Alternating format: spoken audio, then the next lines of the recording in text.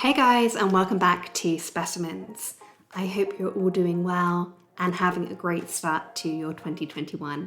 I'm really excited to be back recording and editing, researching and scheduling guests for this year, and I've got a really great lineup to bring you, so stay tuned for more incredible stories. I hope you're all feeling good about the news, the incredible news that the vaccines are being rolled out across the world. And remember to stay safe, keep your masks on, and stay indoors where you can. We're still in lockdown here in the United Kingdom, but these podcasts are giving me something to do and keeping me busy, so it's a pleasure to be doing this and bringing this to you. I'm very excited about today's guest. She's an amazing person, a good friend of mine, and an incredible taxidermist who I highly admire. I was very fortunate to have been given so much of her time, and I really hope you take something from the call. Welcome back. Dakotah Gould is a taxidermist from Iowa, specializing in custom-formed taxidermy and deformity mounts. She heads the Iowa Taxidermy Association as vice president and show chairman. Her work is highly sought after, and she's been featured on television and as one of the featured taxidermists in the recent documentary available on Amazon, Stuffed. She has collaborated with some of the best taxidermists in the industry and regularly places in competitions. Dakotah is also a mother to 2 boys, and she juggles everything to maintain her high standard of taxidermy with being a mum. I'm so excited to be interviewing you for the podcast. Hi, Dakotah. Hi, I'm so excited. How are you? Where are you? I am in my house. I'm just home in southern Iowa, so I live in a tiny town in the middle of nowhere and we have snow everywhere right now, so I'm in my warm little house trying to stay cozy. Sounds gorgeous. I wish we had some snow here. Yeah, we've gotten a bunch of it recently, a lot of snow and ice, so we've kind of been stuck at home whether we've liked it or not. So What's the situation with COVID? So right here in my state, our governor has been one of the more relaxed about the situation, probably more than she should be, in all honesty. So I've probably stuck to things a little stricter than what our current regulations are, but right now pretty much everything is open and semi back to normal. There's just mask mandates. You have to wear masks everywhere you go. And then, like, restaurants and bars still have numbers they have to stay within. We have to be closed by a certain time, no late outs, specific numbers, and still spacing. So I also work at a restaurant on Sunday nights, part time as well. And we have it's been mostly reservation size numbers have to be small, keeping tables separated, that sort of thing. So it hasn't been too bad. It hasn't been as strict as it probably should be. So it's unfortunately kind of back to normal, other than just wearing masks everywhere you go. Okay, well, I mean, it's still nice to be able to get back to some normality. Yeah, absolutely. I will say I don't hate, like, being able to run to the store if I want something, so that's nice, but Yeah. I felt as though as taxidermists as well, I mean, I don't know if you would agree, but like there's a part of what we do that's pretty isolated anyway. So we were geared up for this like long before. oh, absolutely, and even just in myself, like, again, living in a tiny town in the middle of nowhere, that was kind of by choice after my divorce. I just wanted to move somewhere no one knew who I was or where I was and do my own thing, so I kind of isolated myself before isolation happened anyways. Well, you've kind of touched on a couple of your life events, but before we do get to where you are today and how you got there, I'd love to go right back to the beginning if that's okay with you. And just if you could tell me a little bit about what you were like when you were younger and whether or not the natural world was important to you or if it played a big part in your upbringing at all. I would say yes and no. My stepdad, who raised me, I will say my real dad is in my life as well, but it was definitely my stepdad who was around full time and who I consider my dad, call him dad. Mhm. He's full Native American. So I grew up on the Meskwaki settlement. And I guess it's kind of the opposite situation of where I am a white person but grew up as a minority, which is really unique and not many people can necessarily say that, but we were definitely like one of the first mixed families out there. And I grew up definitely within that culture and powwows and ceremonies, and I was around a lot of, animal parts and pieces that way. I mean, there's feathers and furs and teeth and all of that within regalia and ceremonial stuff. So Mhm.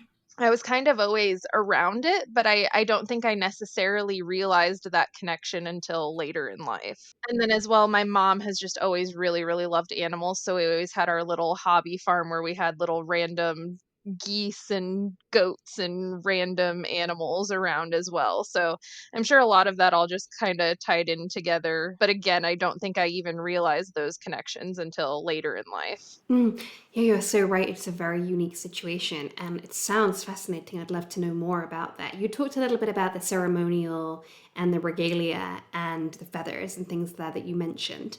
Do you remember anything about those particular items that felt really valuable or were kind of particularly impressive, that then moved you towards an appreciation of animal parts in any way?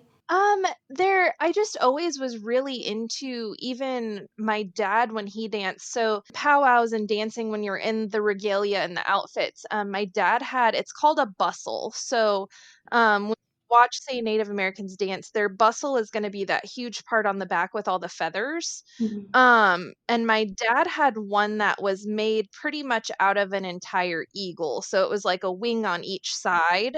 And it was just all eagle feathers and was just gorgeous. And then when he danced, like they kind of moved independently. And like I was just always very into it and very drawn to it. And then I almost got mad at him. Like years later, he swapped out that beautiful eagle bustle for one that was made out of turkey. No. And I was like, "Why?" I know, I was like, "Why would you go from eagle to turkey? Like, this doesn't make sense." But then I found out that this turkey bustle was one that had been made in a style that was unique to his grandfather. And so it was the very specific round style that not many people do.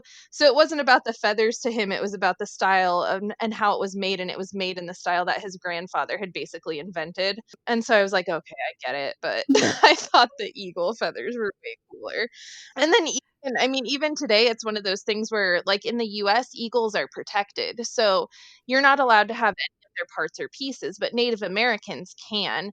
They still have to go through the federal repository and get it through the government, but the Native Americans are really the only ones that are allowed to own those parts and pieces outside of museums and educational facilities, obviously.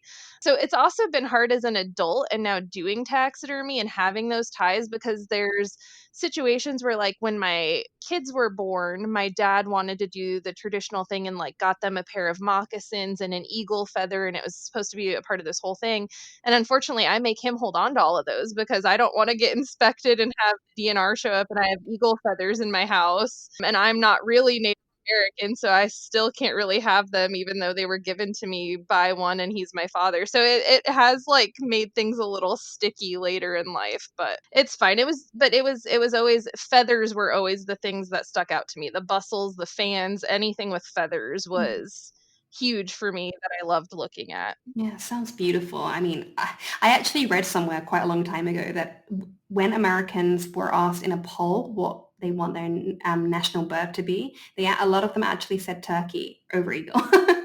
I don't know if you've heard that before. And it's actually yeah, it's actually a myth within our presidency too that they wanted the American bird to be a turkey, because they're actually a tougher, stronger bird, whereas eagles are actually scavengers. So they saw turkeys as the smarter, tougher bird, but somehow we ended up on eagles anyways. So, but yeah, that's been a myth even within our past presidents that they had all wanted the turkey over the eagle. That's amazing. That's amazing. I wonder if you can tell me a little bit about whether hunting was something that was culturally relevant when you were growing up in the settlement. I don't know whether hunting is something that you ever indulge in or do indulge in, but I wonder if you can talk to me a little bit about that.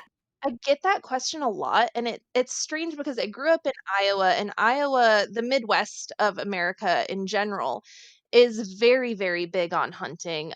Deer, duck, pheasant are the major ones that it's very, very common. So it was strange for me because growing up, and even when I went to high school, there were the group of kids that were like the farm kid, redneck kids that all went hunting and fishing and did this stuff all the time. And even though I had grown up in a Native American community, I had never really seen or been exposed to that. And I think it was just, a generational thing that although Native Americans definitely were big hunters and did really get into that, and there's some that still are. Obviously, I'm only 30, so by the time I came into things just evolutionary wise, most Native Americans are, working normal jobs and living normal lives, and that's not really a part of what they're doing anymore to sustain themselves. And when they do it, it's just, to be one in nature, to make a connection, or just, do it for the sport of it. It's not a necessity like it used to be anymore. So it's really not anything that I saw growing up, and people always assume it is, but my dad was a manager of a big corporation. So he had his regular main day job, and I never really saw any hunting or any of that growing up, other than from my friends who did it, but not in my own personal life or watching it at all. And I even remember being in high school at one point. I was a freshman, and I was dating this guy that I just thought was gorgeous, and he was like a junior. He was older than me, and it was this whole thing, and I just thought he was so cool. And I went to his family's house for a holiday thing, and they had deer heads all over the wall, and I thought it was just absolutely appalling. Like, I didn't understand it. Like, I was so grossed out by it. I didn't know why anyone would want a dead animal on their wall. Like, I have a distinct memory of just not getting it or understanding the point whatsoever.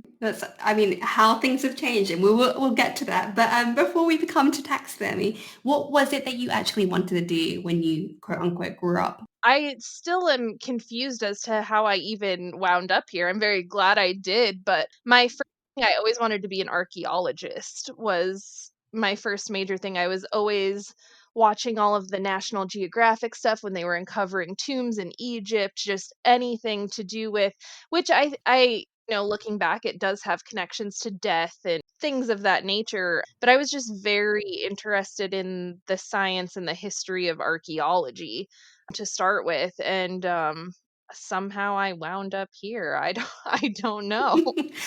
Did you do any formal training before you came to taxidermy in your own business? Did you do any apprenticeships or work in any other industries? Yeah, the tattoo industry was also a big one that I had gotten into. I would say my last couple of years of high school, I had kind of shifted focus into that. And this is going to sound really bad. Sorry, mom and dad. But when I had really pushed for archaeology, they were both kind of crappy in the regards of just being like, everything's been found. There's no point. Don't spend all of that time in school when, like, everything's been found already. And still to this day, when some new discovery has happened, I text it to them and I'm like, "See, they're still finding stuff. This could have been me, and you just you just took that out of me." But now I'm glad. But I was always really into science and art and animals, and eventually the tattoo industry really grabbed a hold of me, just thinking I would maybe be able to do art full time in that regard. So I had dabbled in that. I had apprenticed in tattooing for a little bit. That didn't really go anywhere. But I did spend several years in tattoo shops, whether it was apprenticing or just working the counter or whatever it may be. That industry was Mhm. also a pretty big part of my life before I got into taxidermy. Okay, so how did you get into taxidermy? I'm still a little fuzzy on how it all came together. But I think I eventually just kinda gave up on tattooing, and my husband at the time, I'm no longer married, was tattooing, and I think I kind of, especially after having kids, wanted something for myself, and just wanted an outlet or something to do for myself when I did have those couple hours of downtime that were so rare, and I didn't necessarily wanna spend more time drawing or doing things for the shop. I just wanted something for myself and something different, and, I had started collecting taxidermy in all of that time, and we had taxidermy in the tattoo shop, and it was just kind of a part of the decor of the place. And the more I started collecting it, the more I kind of wondered if I could do it and what went into doing it. And I looked up a couple of classes, and I just, once I got into it, I realized it was so much of all these things that I liked doing in one field. So I had animals, I had art, there was science, and it was just all combined into one thing that I realized it was something I was never going to get sick of and was always going to enjoy. And I've stuck with it ever since. Yeah, I always say to people when I'm talking about getting into taxidermy, a lot of the people that I've spoken to, not just on this podcast, but in life, in real life, that that old thing that we don't get anymore. Um, the Yeah.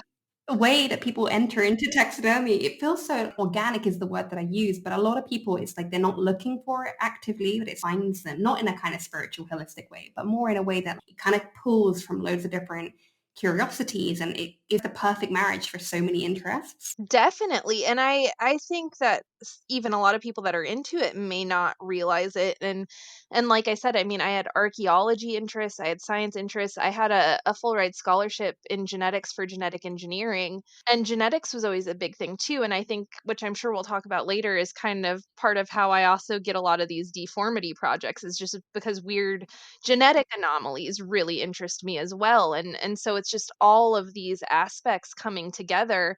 And I think it was one of my fears with picking a career, whether it had been tattooing or whether it had been genetics. I was scared if I had this one kind of subset focus on one thing that I was doing all the time, I would eventually get sick of it and hate it. And I was so petrified of dedicating my life to something that I was going to end up hating. So to find something that was all of these things in one and that I can change my focus, if I'm sick of doing chemistry and tanning things, the next day I can be working on anatomy and working on forms, and even though it all is encompassed in one thing, I can still change up my day to day. If I'm getting sick of one thing, I can still switch to another thing that I have just as much interest in. And I never feel like I'm gonna get sick Yeah, of you're it. so right. You put that so beautifully. It really has got such variety, and no day is the same in the workshop. I mean, like you say, if, for example, you're working on something and you're just not able to see the finish line, you can stop, do a complete handbrake turn, and the next day is going to be so different. And it probably uses different parts of the brain with every different aspect that we're working on. I don't know. I'm not clever enough to know about that sort of side of stuff. 100 no, I definitely agree that because there are definitely more days that are very procedural and methodical, and then there are days where it's more creative and artistic, and sometimes I need that balance, like, some days I just get too far into the creative stuff, and then I'm just out of my bubble and have gone too far, and I need to have a day of, like, strict procedural, step by step, this is how it needs to go, and get myself reined back in again before I have another full-blown creative day. Yeah, it definitely grounds you. And I think there's some element of, because we are so desperate to do the animal justice, it always brings us back. If we do get a little bit creative, a little bit, away with ourselves in the studio, there's always that element where we have to make sure it looks like an animal at the end of the day. So we can't go too far because there is this duty and this respect that we have to give back to the animal.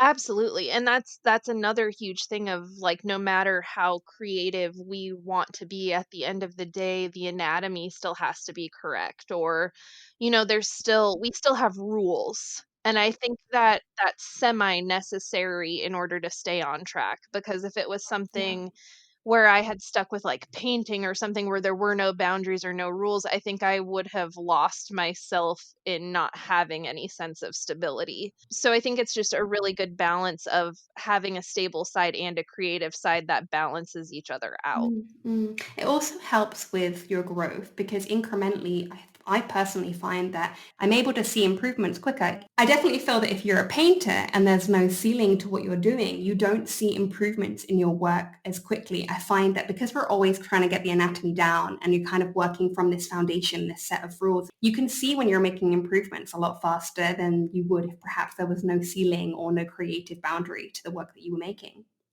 Right, and I think that's a really good point too, because with us, even if we are being super creative, we still need to make that animal look like an animal. So we still have this set of boundaries and rules that we're trying to play in that are necessary. And we can see, my bird that I did today looks 10 times more realistic than the bird I did a year ago. Versus, a painter where there is no limit, they may not necessarily care because it's just painting and it's art and it's interpretive and it doesn't necessarily have to be anything or fall in any lines. Us having those rules and those guidelines, I think definitely does kind of level us out as far as recognizing our improvements or lack thereof, that we need to focus on. Yeah, and it's really interesting because that segues really nicely to what I want to talk to you about next, which is your custom forms. And for people that are not taxidermists and listeners who don't perhaps know what custom means, could you just explain what it is that you're actually doing when you're making a custom form and the kind of benefits to working in this way?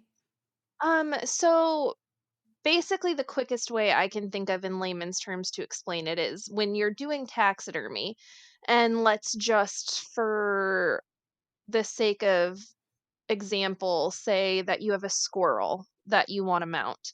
Most commercial taxidermists, so here in the US, game animals are very, very common, and that's probably 90% of the taxidermists here. They're all doing deer, ducks, pheasants, squirrels, anything that's hunted is typically where they're going to be. And within that industry, the taxidermy industry has made it much easier for commercial taxidermists to be able to do their work because there's tons of different forms that you can buy, eyes you can buy, all of these things that are specific to these game animals. So, if you had a squirrel you wanted to mount, you could skin that squirrel and you're going to be able to look in your supply catalog and you're probably going to be able to find 50 or 60 different squirrel forms. And what a form is basically the body that the skin's going to go on to try to make it lifelike again. So it's basically a sculptural representation of the anatomy under the skin. So if you were going to do your squirrel, you could hop online or get your catalog and find 50, 60, 70 different squirrel forms in different poses, different shapes, different sizes.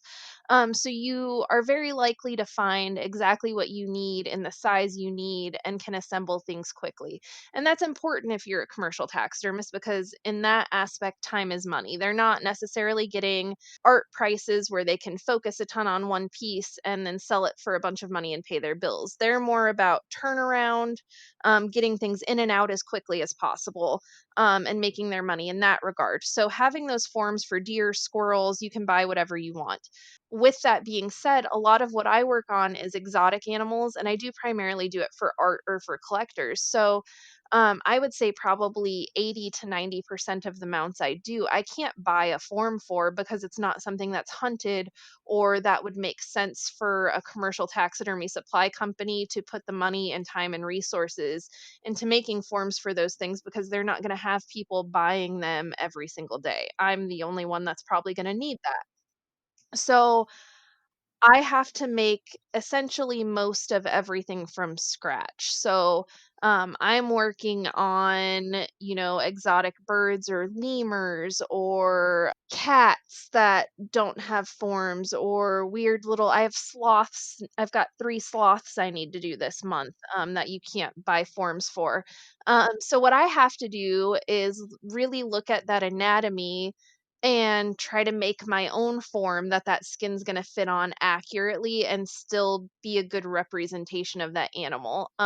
So that's taking me a lot longer than being able to just buy a form, have it show up in a box, and throw the skin on and call it good. I have to look at the anatomy. I have to either carve, mold and cast, or wrap all my parts and pieces to be able to do the same thing. So, with regards to the custom forms, and you've mentioned some incredibly exotic animals, and I'm really excited to see the sloth because your last sloth work was absolutely insane, and the internet went pretty mad for it, if I remember correctly. Yeah, that was crazy. Yeah, yeah, yeah. Well, you deserved it. It was awesome, and I'll make sure I put a picture up so everyone can see. But what about the eyes? Because I get asked about the eyes a lot, and typically I know that you can buy, a whole catalog of commercial eyes. But what about when you're doing a custom specimen? So I still normally about 80 to 90% of the time can buy my eyes because usually even when and my if you hear weird noises, my cat just jumped up here. But 90% of the time I can still usually buy an eye and transfer it to what I need. So say I'm doing a rabbit and it has a brown eye with a black pupil, I can probably find a bear eye or something in the commercial market to get in the same size that I need and it's going to work. But in some cases, especially with reptiles, and then I did with the sloths, I have to make my own eyes completely from scratch because something like the sloths, they have a bigger eye, but the pupil is teeny, teeny, tiny. So there was absolutely nothing on the commercial market that I was aware of that would work, because most of the pupils are going to be for your standard mammals, and it still wasn't going to look like, even the smallest pupil was still going to be way bigger than what a sloth would have needed. And a lot of people that still dabble wouldn't care. They would still just throw that in and move on, and it is what it is. But I felt a need to try to get it as accurate as possible. And after especially being around some live sloths, and creating as many friends as I do have within the live animal community, and being around those, I feel even more pressure to get it right, because I have those friends that are going to be like, why did you do it that way? Or why is it like this? Or, you got to hold my sloth. You should have known better than that. So I just felt this pressure, to get it as right as possible anyways. So I do dabble a little bit, and more often with reptiles than I do with mammals. Make my own eyes completely from scratch with resin and paint, and it's basically like a 3-day process to get a pair of eyes the way that I make them. But I think overall it looks a lot better than just trying to substitute something that still isn't correct. And I think that's where your work is the difference between being, like a hobbyist or an amateur to professional, because you're going this extra mile to get that level of accuracy, not just in the anatomy and the form, but the eyes, obviously. You mentioned that you have a good relationship with people who own live animals. Are these at enclosures? Are they at zoos? Are they at like exotic breeding parks?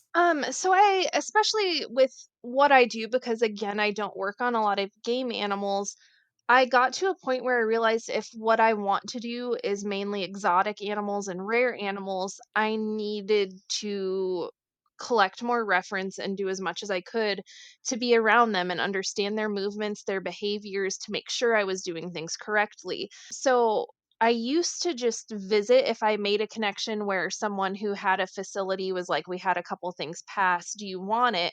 Instead of paying the money to have them ship it to me, I would make the effort, even if it had me in the hole at the end of the day, let me come get them. Like, can I come get those animals? Can I do a tour, take some pictures, get to know you, see the facility? And over time, it's just snowballed into so many different facilities and zoos and sanctuaries that all work with me and let me come and visit and hang out and see animals up close. And again, to me, I just feel like for my work, that's so important versus just pulling up some images on Google. To actually see them in front of me and how they move and how they interact has also been a big improvement to my work, because I think there's so many times where a lot of taxidermists who work on exotic animals that they've never really seen or been around pull up one image on Google and then try to replicate that image, and aren't necessarily understanding that that's just a split second in time, and not understanding like how it got to that point or where it's going after that point. And to me, that whole story is important with getting the anatomy and the facial expression and everything correct, is to know the whole story of what's going on. So I've just been very fortunate to have these friends. I've got a couple of sanctuaries that I work with where they just take in a lot of exotic animals from circumstances they shouldn't have been in. I have a friend, Troy, down in Florida, who's been a huge help to me, and he has lemurs and all sorts of stuff, and they live in his house with him. They're just a part of the family, and every morning he opens their door and they come running down the stairs, and he feeds them and puts them into their outdoor enclosures where they can get their sunlight, and they're legitimately like a part of his family, and I can actually get up close to those little guys and play with them and take good pictures. And it's made me happy all around, not only do justice to the animals that I get a hold of, but to also in real life like get to interact with these animals and donate to these places and help them out as well. Have you ever experienced when you've approached any of these sanctuaries or these breeding facilities, etc., that you've ever actually been met with hostility due to the fact that you're a taxidermist? I don't know what it's like over in the States, so you're going to have to tell me. But I know that from my own experience, a lot of taxidermists have been met with resistance because it's not culturally norm here. Obviously, you have a lot of commercial taxidermists. Every state has, you've got your neighborhood taxidermist, but it's not like that in the United Kingdom. So have you ever found that you've had kind of like a negative response?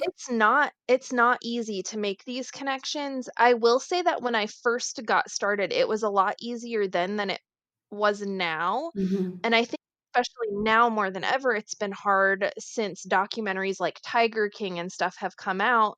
A lot of these facilities feel like most of the people trying to reach out and inquire about deaths are trying to infiltrate them or expose them for something. So it's harder now than ever to make those connections.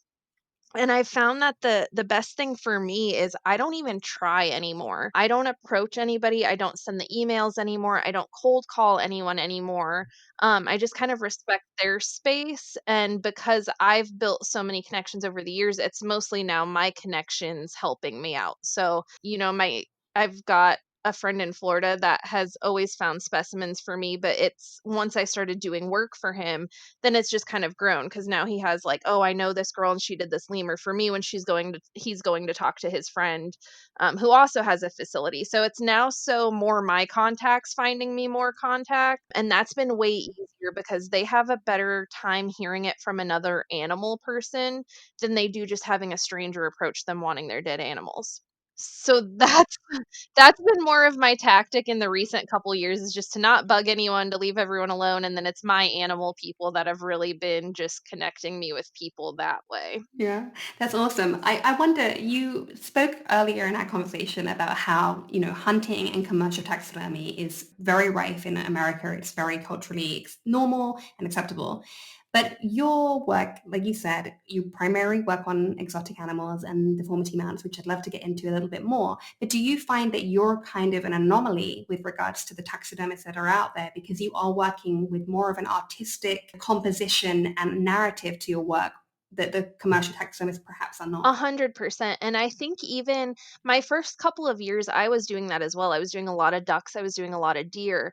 But a lot of that was just because of pressure from my community. So being in Iowa, and again, this is one of the big whitetail states. So this is where everyone wants to come to go deer hunting. Deer is just a huge thing here. So when I went to taxidermy school and when I got started, I just felt pressured to do that because everyone just kept telling me, if you want to do taxidermy, this is the only way you're going to be successful here. You can't not do hunted animals. You can't not be in that industry and make a living. So I just kind of buckled to it because they didn't see how it was going to happen and they had way more experience than me. So who was I to tell them that they were wrong? So I felt like I had to. And then the more I got into it, the more I was like, you know what? I'm just going to kind of make my own niche and do my own thing and see what happens.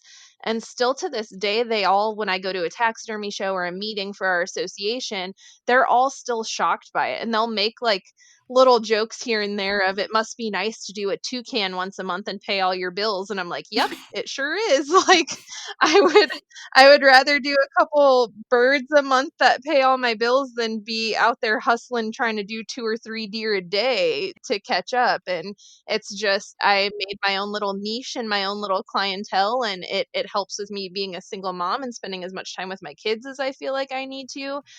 And I feel very fortunate that I didn't have to get stuck into doing commercial things, and there's nothing against that. I definitely respect my colleagues and the people that are doing it and are out there hustling every day. It just wasn't, it wasn't what I saw for myself, and I was scared that I was never gonna be able to make it happen, so being able to do it has definitely been it's something that's not lost on me, the rarity of it being able to happen. Do you think that with the kind of work that you're creating, I use the word narrative and you talked about having more of a story behind the specimen rather than that like one standstill moment in time. Do you think that the audience that are receiving taxidermy, so not your taxidermists, but your actual buyers, are starting to see taxidermy more as an art form outside of the usual and traditional parameters of taxidermy? My clients definitely do. Again, since I don't take a lot of that commercial work, you'll notice, and even I know you're in some of the taxidermy forums online, 90% of the stuff you see all day and every day from commercial taxidermists is them complaining about people calling and price shopping and like, all of that because they don't necessarily see a difference. They shot a deer, all they're looking at is the antlers. They don't necessarily always want to pay top price to just have their antlers, mounted. So they call around. They don't necessarily care if the deer looks lifelike or whatever. They're just shopping around to finally get it on their wall. Whereas most of my clients are more so in the interior design world, or are collectors of deformities, like we talked about earlier, those genetic anomalies. So it is very important for them to see it as a piece of art and see it differently, because to them it's not just some antlers they want on their wall. This is an art piece for their room or for their collection, and they look at it very differently. Mhm, mhm. Can you talk to me a little bit about those deformity mounts that we keep mentioning them, but I would really love to get stuck in because there's probably a lot for you to say about them. I somehow have a name here now for doing deformity mounts. And again, I think what it comes down to is it started with, I would say, in more so in the oddities community. There's a lot of people who collect, the calves that have two heads, or chickens with four legs, or just, all of these strange genetic anomalies that most farmers and animal people just throw in the trash are these really cool collector's pieces to some people. And since a lot of those weird deformities you can't buy forms for, when they would call around to taxidermists to get them done, 9 times out of 10 they were told no, because to a commercial taxidermist, and again, I want to say most commercial taxidermists, because there's plenty that are capable of doing this stuff, they just don't necessarily want to put the time into it.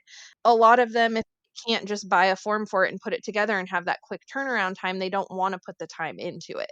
So I've done a lot of these projects now simply because I'm totally fine with spending a couple days making a form and putting them together appropriately, where a lot of commercial taxidermists wouldn't see the value in spending that time on it. Mhm, mhm. Yeah, yeah, and I definitely think that that's one of the most incredible badges that you wear because I haven't seen deformity mounts done like you've done them, and I just think it's such a unique record of taxonomy. Like from a science point of view, you're saying that a lot of farmers might throw these in the trash. Like that is a shock to hear that. I know that they're oddities, but I think from a scientific point of view, they're just fascinating. They definitely are, and especially the longer they live and the bigger they are, the more interesting it is, because typically those deformities don't last very long, or have much of a lifespan because of their issues. So a lot of those two-headed calves don't live long or are stillborn. Most of what I work on is stillborn, so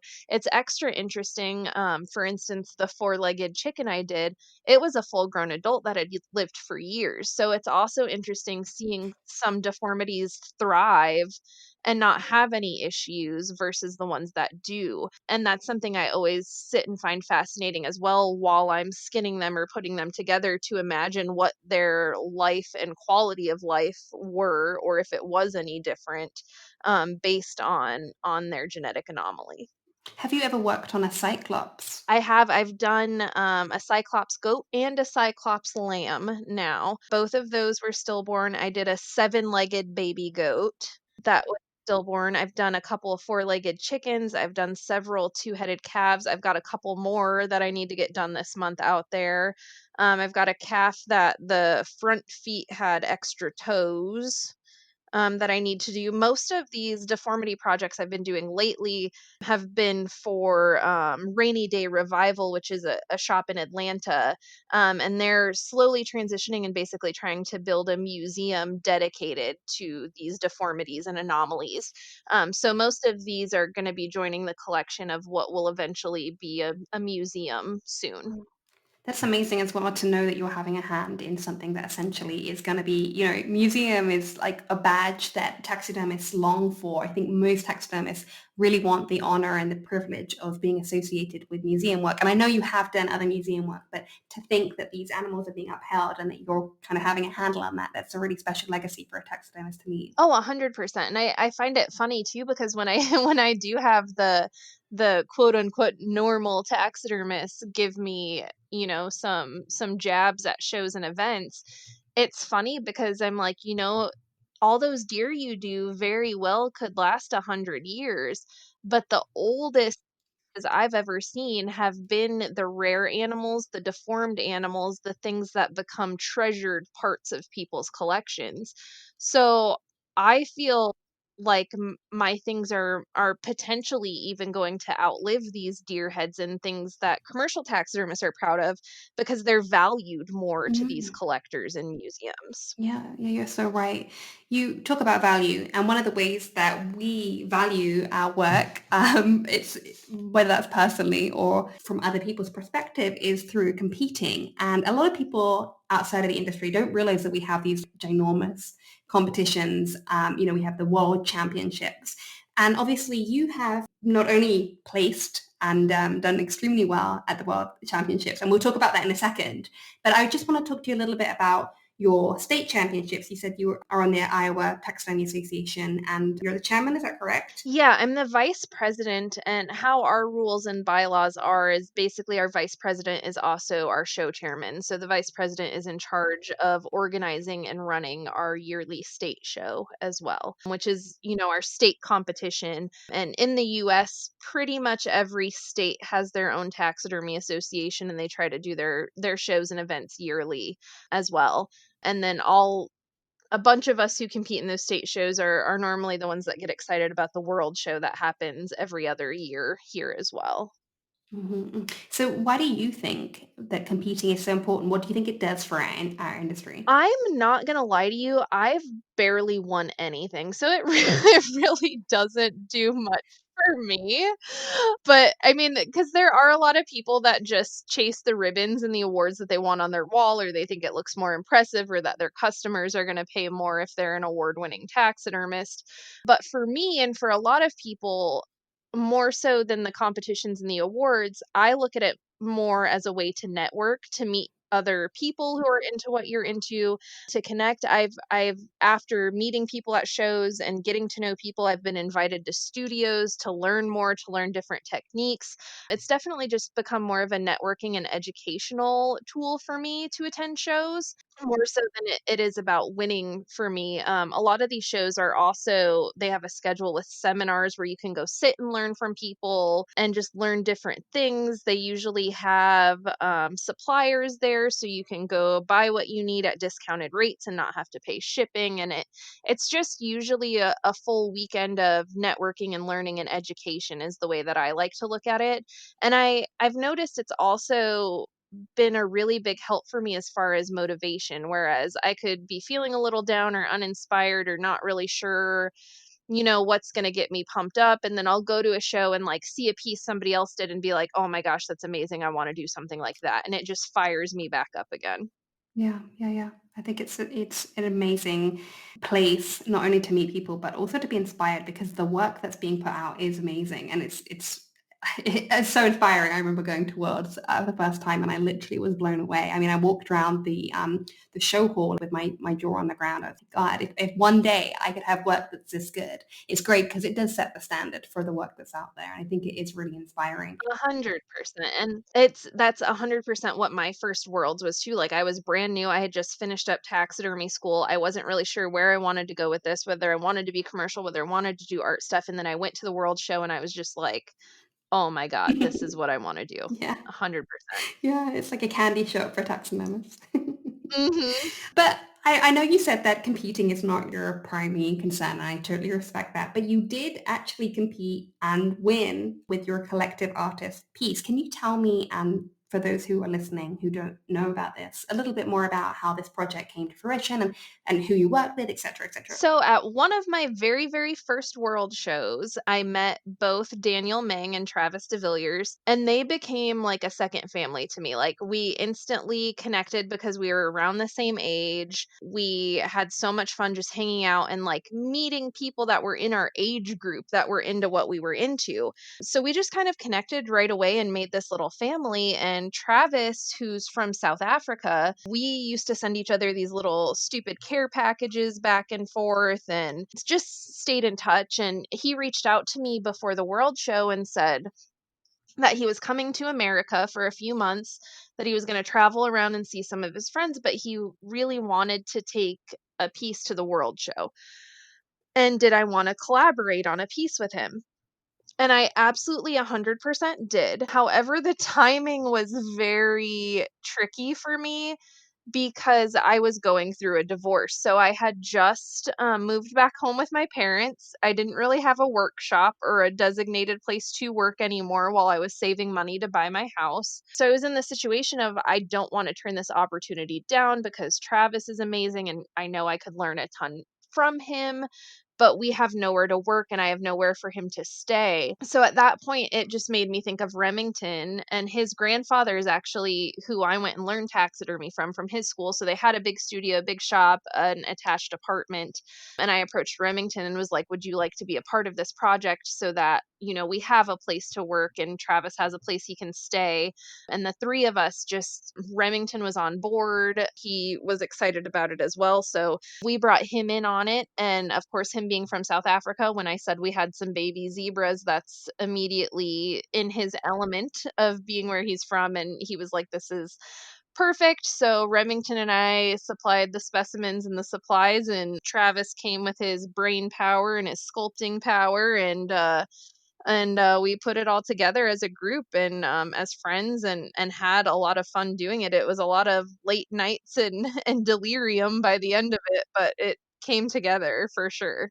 And am I right in thinking that you placed third in the World Championships? We got third at Worlds in the collective artist division, and then we won the chairman's award, which is basically the award that Larry Bloomquist, who's the owner of the World Show here, gives out an award for what his favorite piece is and the one that he thinks should have won big that maybe didn't. So we won his award in the end as well. That's amazing. What did it feel like? Do you remember what it felt like emotionally after all of those late nights and probably pints of coffee? I was just so stoked. I was shaking, and I think they even show part of that in stuff where I was, like, holding my hands and being like, "You guys, I'm shaking." Because we weren't expecting it, and it was such, like, a I don't wanna say a letdown. We were very happy with how we did, but, when we were at the awards ceremony and that we didn't get first collective artist, which we really, not to take away from everyone else, because everyone who won deserved to have won, we really felt we had it. And then to get third, we were a little let down, but we're still like, okay, whatever. And so we had just like accepted defeat and we're done. And then all of a sudden, this last award at the end, we got it and we're like, what? And it just brought us back up again of like, we didn't know it was even possible to still win something else. And then we did. And then we were all happy and excited again, and the film crew didn't even know, so they didn't have their cameras going, and they were trying to hustle to, like, get some shots, but they didn't know it was happening either, and it was just this whole crazy, amazing surprise that really put some extra pep in our step after we thought we literally were walking away with nothing after all of that, so it was great. Yeah, that's so lovely. Yeah, that sounds awesome. I haven't competed, and I'm really nervous about it. But hopefully at the next Worlds, I'm thinking about it. But yeah, it's still a confidence game, really. You just got to fight yourself to get there. 100%, and that zebra is actually on your side of the pond now, over in Europe, so Where is it? It's in the Netherlands. It ended up being bought by the Museum des Naturales in Holland, and it's on display there now. I actually had, another taxidermist from that area send me pictures the other day when she saw it on display, so it's over there now, which is also pretty cool. That is very cool. And again, absolutely amazing. Let's have that legacy to say, look what I did. Well, yeah, and then selling it is what ultimately helped me with the down payment to buy my house, so it all worked out really Well, well. amazing, amazing. I love when a story comes together. Dakota, you did mention you mentioned in that little story that you were featured in Stuffed and that the film crew of Stuffed were there taking shots and filming all of the wonderful success of the taxidermists that they decided to follow. Can you talk to me a little bit about your involvement in that documentary and how your approach, how the whole thing came together, and just for those who haven't seen it, why they should watch it? It was such a random thing, like, I still to this day am shocked that I was even approached. I don't feel like I'm talented enough to be in there amongst people such as Alice and Travis and Daniel and George Dante and just all of these amazing people that were in it. I just don't even feel even remotely on their level, but Travis had already been approached by them, and he was actually going out to Alice's studio in LA before he came to Iowa. So they were already working with him and filming him. And the director reached out to me and said, Travis told us about this project that you guys are going to do together for the World Show. We would really like to come out and film it. And I said no.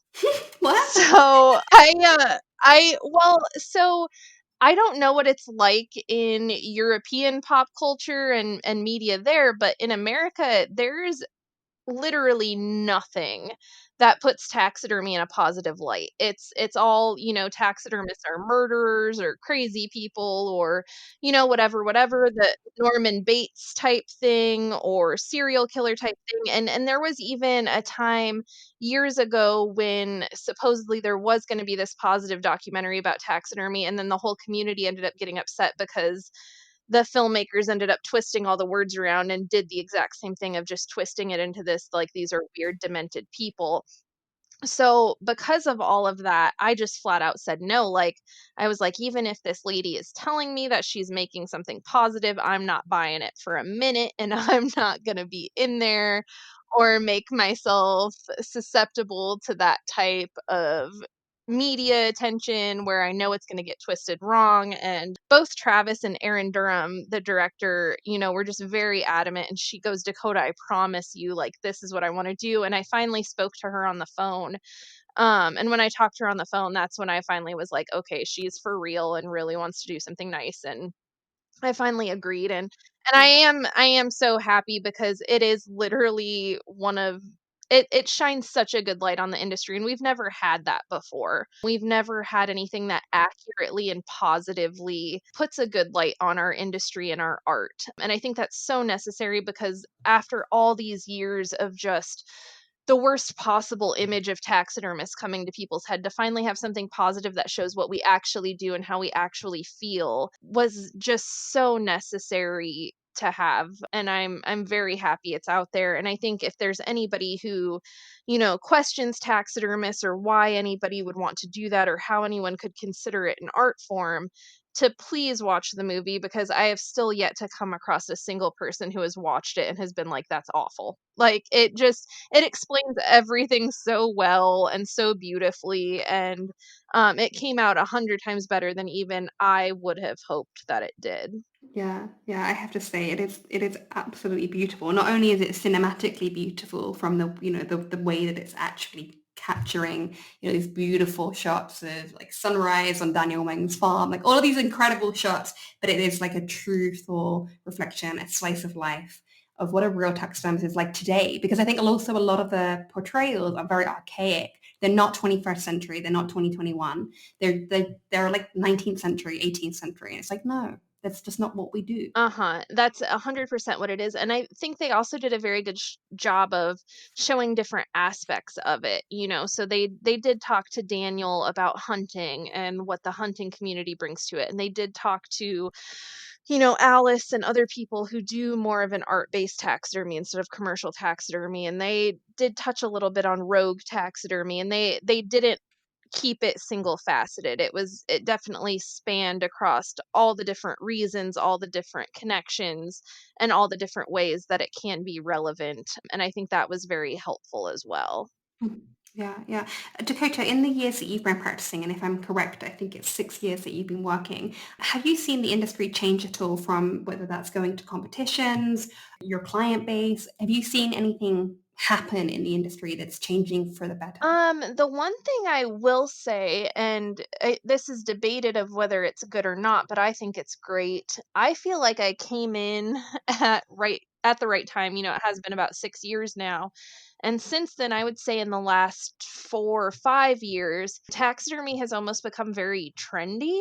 So there has a lot of picked up interest in it and a lot of picked up interest in learning it. I've had a lot of students who are female. It seems like a lot of women are really getting into it now, and it's definitely picked up in popularity, which I think is great because I think the more that it's out there and the more normalized we make it, the less we're going to have to worry about those negative connotations and those negative thoughts about it. So I'm all for it. Although I know a lot of people who think, it's bad to have more competition or, whatever. But I personally think it's great that we have so many people trying to get into it and building an interest in it now, and that makes me very happy. Mm. I think the more taxidermists that are out there doing good work, it's only good for all of us because the more good work that's out there, the more the general public are going to want to buy into what we do, and that's more work for all of us. That's how I see it too, and I think at the end of the day, if you stand behind your work and you like what you're doing, you're gonna have clients that are very dedicated to you and want to keep buying from you. So I still all the time promote other taxidermists and share other people's work, and I don't for a second, like worry about, "Oh, what if my client sees that and then uses them as well?" Like, I feel like my clients are very loyal, and even if they want to buy a piece from somebody else, like, that's great, do that. Like, it doesn't bother me at all. Yeah, I think it's definitely we're stronger and better together, and I think that's something that I do think people find that hard to accept is that the competition element is so deeply embedded within what I can perceive our industry, especially some of the people that have been in the industry for a lot longer than perhaps you or I. And I obviously can't put words into your mouth, but in my own experience, I think sometimes people who have been there and had it one way for so long, and then there's this kind of shift and this change, they're not as progressive. They don't want to see it change. Right, and I had that, I don't wanna say argument just the other day, but I was in one of the forums that is primarily commercial taxidermists, and one of the biggest excuses I see a lot of them make is like, "Oh, I can't get the prices that you're getting because, I have 3 guys around me that all charge this for a deer head, so I can't go any higher than that." And they've just become so accustomed to what they view as correct procedure and how to go about running their businesses instead of looking at things a different way. And like, I take in work from everywhere and my sources are from everywhere, and most of the pieces I finish, I'm in the Midwest and Central America, but most of my stuff goes to New York and LA and the coast, and I'm shipping, to art places. And I think that some people would rather stay in the negative mindset of, I'm screwed because of this, or I'm stuck to this method because of this, instead of just reevaluating the industry and reevaluating your business and how you advertise yourself or who your clients are. And I feel like there's always ways to adapt and evolve and grow and change to stay within it. And I do think a lot of, especially from what I see, a lot of that older generation is upset because they feel like they can't compete or can't keep growing. But I think that's just a mental block. Like, as long as you're optimistic and willing to evolve and pivot and change, there's always going to be another opportunity or another way to grow within your art and your industry. Yeah, yeah, and there's so many people rallying together to like provide resources and to try to get everybody on board. It's not like we're keeping these things close to our chest. It's like, no, no, if you want to get involved, jump on the bandwagon. Like we're all here, willing. I think that's another big change now that you mention it that I've seen in the industry is, like, if you talk to a lot of the older guys, they'll say like, we didn't have resources, we couldn't get help, or if you ask a guy down the road, he's not going to show you anything. People kept their methods very tight-lipped and close to the chest, and it was a very secretive art form and a secretive practice for so long that in these recent years of having it be a level of interest in like classes and everybody sharing, I think that's another thing they're just not really used to, because that wasn't how they started. And sometimes I think there's almost maybe even a little bit of resentment for that, of like, I had to work so hard for so many years to learn what I learn, and you guys now can just go on the internet and find what you need. But I don't think anyone should look at resources as a detriment. Like, the more resources, the better. And I think that's another evolutionary trait of this industry that's so great, is that there is so much knowledge and information that's easily accessible. And that only makes the group better and stronger. Yeah, yeah, yeah. You're so right. Dakota, when you're not doing taxidermy, what do you do? I know that you have done some work for maybe it's probably not work, but you have helped at a friend's. Can I say lab? Is that the correct term? Yeah, it is lab. So I don't want to say I have downtime. It feels like I never have downtime, but like I kind of touched on earlier, I think it is so important to for me to visit all of my sources or people, or if I have an opportunity, even if they're not giving me dead stuff, if an animal facility is like, you can come visit anytime, I'm going to take them up on it, because at the end of the day, I'm still doing something, I'm still getting cool pictures. And because of that, and I've known him almost my whole career now, one of my best friends is Nathaniel Frank, and he runs MToxins Venom Lab in Wisconsin. So if you're ever in the Oshkosh, Wisconsin area, definitely give them a visit. They do a lot of really cool outreach programs. You can go in and watch them do extractions on snakes. They have other animals that you can interact with. So they've basically built this facility all around the education of animals. And I don't know why, but venomous snakes and reptiles have always been one of my favorite things. And I don't know if it's the danger element of it or what it is, but they just for some reason have my heart. So to become really good friends with someone who literally has thousands of them, and that works with them on so many different levels, has been really cool too, because now even with my work, we're combining. So, and just to give a little bit of background, and I don't work for them, so if I say any of this wrong, I'm so sorry, Nate. But MToxins does a lot of evolutionary research and biological research within these animals. So they do venom extractions every day, and you can watch these. They built the facility so they have glass, it protects you, but you can still watch them as they work. A lot of these venoms are going into pharmaceutical companies. So there's a lot of things that a lot of people don't even realize venoms can go into. And I think that's such a huge thing as far as education as well, because there's so many people who are anti-snake to begin with. I don't know how many people I've come across that are just like, any good snake's a dead snake. They just hate snakes so much. But then when there's also this danger element of venomous snakes, it's like an extra, like, no, that needs to die. Like, why would you even have that around? And so it's really cool to kind of bring it all together and be like, yeah, it's a dangerous reptile, but its venom and what it produces can go into, blood thinners or cancer treatment or research for things that is actually really great for humans. And I really like seeing that contrast of people kind of coming around and being like, "Oh, okay, maybe it is necessary, or maybe I did misjudge the situation." So, and they're also working with scorpions and spiders now too, as far as extracting venom, but all of it is going to either anti-venom or pharmaceutical treatments or just evolutionary research. And it's really incredible to see and witness. And I go up there as much as I possibly can just because I really enjoy watching it. Yeah, I mean, it's amazing. And I have to say, I do have an irrational phobia of snakes, which I know you know, but I'm very much about I want to overcome it. And I've actually tried quite a few times to overcome the phobia, and it's totally out of sync with how my brain feels about these animals. And it's actually really frustrating. I would love to do what you do. I would love to have it's not like I'm like, oh, I don't want to learn. I don't want to see one. I don't want to look at one. I hate them. I actually do want to overcome the fear because I think they're absolutely incredible, but I just can't. It's like body and mind not in tune. Oh, I know. Some people, it's just a matter of like, when I flat out ask, why don't you like them? They'll just be like, something with no legs or arms shouldn't be able to move. Like, it's just a movement issue for them and not necessarily the animal itself. They just like, I don't understand how it moves. It shouldn't be moving and it creeps me out. And I'm like, okay. Mine's literally just I will look at a snake and be like, "Hey, little guy," but my body starts going in shutdown. Oh Like my palms no. are sweaty, my head is pounding, like I'm literally dripping in sweat. Really, really, it's physical symptoms. So I don't really know what's going on there. The wife of the president of the Iowa Association, she hates them too, and she gets mad at me if I ever enter them in shows, because even a mounted one, even though she knows it's dead, like, she loses it. She just freaks out about it.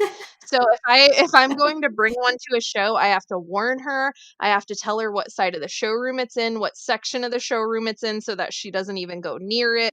'cause even though she knows it's dead, she can't look at it. She just can't. Well, if I ever come out to Iowa, you'll have to help me get over this phobia and take me to the lab and make me meet your friend and, I don't know, do some crazy stuff, and you never know, you might cure me. I will, 100%. Dakotah, I know that you get very little downtime, and I'm taking that precious downtime away from you. I've only got a couple more questions. So what would you like to see for our industry in the future going forward? I know we have touched on it a little bit, and I don't mind if you repeat your answer, but what do you want to happen for taxidermy going forward? I think more than anything, and it has gotten a lot better, but I think just a lot more sharing between the older generation and the newer generation. And it has gotten a lot better. And a lot of the people I've learned from are the older generation, but it still takes a lot of time to kind of break ground with them. Like they almost want to make sure that you're really in it before they befriend you or before they talk to you, or they want to see, how much you're willing to put in before they put anything in. And I think at the end of the day, like we've already said, I think the more people in it, the better, and the more knowledge we can share, the better. And I think we just need to keep moving forward and focusing on being more inclusive, and not feeling like this has to be a secret thing or holding on to things, because that's another thing I've always just seen as really strange of, people brag or be like, this world champion taxidermist taught me but won't teach anyone else. Well, it doesn't really matter. And I wish even those world champions that don't want to share anything with anyone, they aren't realizing that just because you share the steps doesn't mean someone else has the talent to execute it the same way you do. So showing people something and giving them some knowledge isn't giving them talent. It's just giving them a little more knowledge. And you shouldn't look at it as affecting you or your business or making someone better than you, because they're only going to be as good as their talent allows them to be, and they're only going to be as good as they themselves allow them to be. So you're not transferring talent, and you're not transferring anything other than a little bit of knowledge. And I don't think that that should be looked at as a hurtful thing. Yeah, and if anything, if you teach somebody and they end up being wonderful, then surely that's testament to your teaching abilities. 100%. Like you should, if you teach someone and they come out and are just amazing, like you should just be proud of them that they were able to take your instruction and turn it into something and, make you proud. Yeah, definitely. No, you put that beautifully. Finally, what would your personal future look like? Is there anything that you haven't done yet that you'd love to do? Anything you haven't yet achieved? Whether it's as a mom, as a taxidermist. Well, I'm just always out doing more animal adventures. So I've got a couple more animal things I would really like to do. Like the next time I'm in Florida, I really want to swim with the manatees. I haven't Oh, done that yet, cool. and I think that would just make me cry. I would be so happy. And there's there's several other animals on my list of things that I would like to interact with soon, and I know I have the opportunity and the people I know to be able to do it. And kind of going back to MToxins, I definitely don't expect Nate to do this, but the more I'm around venomous reptiles, the more I would really like to learn more as far as handling. And I've done a little bit with friends that have had, like beaded lizards, and I got to handle a spitting cobra with one of my friends, Blaine, and a little rattlesnake. But I think I would really, and I will admit that venomous reptiles, as cool as they are, I am petrified of a bite or anything to do with them. Even in taxidermy, it's still a risk. So even when I'm mounting dead, like there's still a risk. But I would like to expand my knowledge and experience as far as handling goes, and one day maybe even be able to keep a few venomous reptiles of my own. And then as far as the art goes, I actually just paid for my class today, and I plan on integrating it with taxidermy in the future. I've always wanted to learn how to do stained glass, and I have this habit of just being wanting to learn every art form there is, and then getting sucked in and like getting really sucked into something for a few months and then quitting.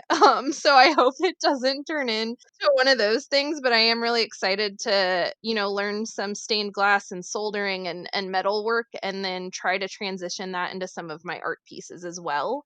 And that's a lot of what I'm focusing on. I have my kids 6 days a week, so of course that's always a big thing too of spending time with them, and I think they're ready to hit the road with me soon and do some animal adventures of their own. They're sick of me doing it without them, so I think as soon as COVID lets up, I also need to plan an animal trip that they can accompany me on and have some fun as well, because I think they're getting sick of mom doing all the fun stuff without them.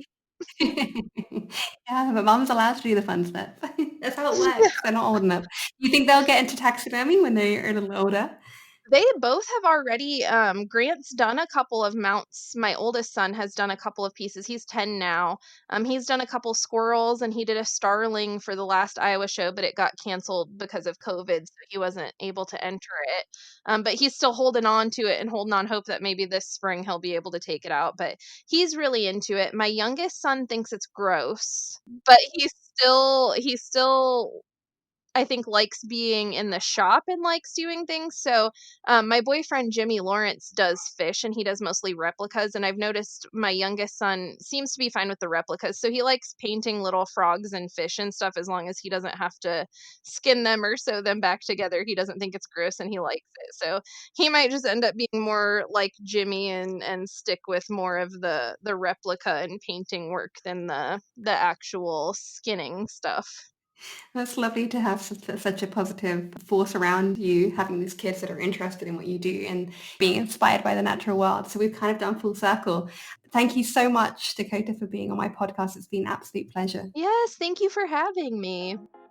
So there you have it, my episode with Dakotah of Dakotah Rose Taxidermy. I really hope that you took something from it. I think Dakotah speaks really eloquently about some of the obstacles that she's had to overcome and changes that she'd like to see in the industry. If you would like to get into the industry, perhaps you've listened to that episode and you're feeling inspired, then don't hesitate to contact either myself or Dakotah. We're both happy to offer resources wherever we can or direct you to your nearest association. If you'd like to find Dakotah, she's on Instagram at Dakotah Rose. She's also on Facebook at Dakotah Rose Taxidermy. You can find me at Elle Kaye Taxidermy and the podcast at Specimens Pod, where you'll find our new stickers. So if you purchase one, you'll be directly helping produce this podcast. So buy them, stick them on your stuff, and send me a photo if you do, and I'll make sure I regram it on our Instagram page. Thank you so much for listening as always, and I look forward to bringing you episode number 9 in a fortnight. Lots of love, take care.